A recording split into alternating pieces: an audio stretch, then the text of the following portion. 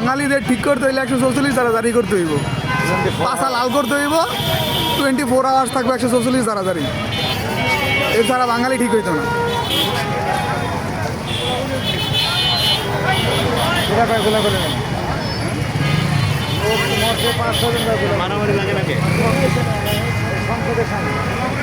আরে কিছুতে কিছুতে সচিবালয় ঘেরাও, সংসদ ভবন ঘেরাও, মানে বিকৃত মস্তিষ্ক হয়ে গেছে গা ফ্রি ফায়ার খেলতে খেলতে।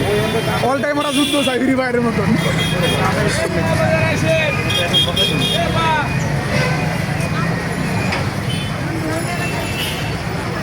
ওরা সংসদের ভিতরে ঢুকে যায়, তো আমাকে পুলিশে মারে।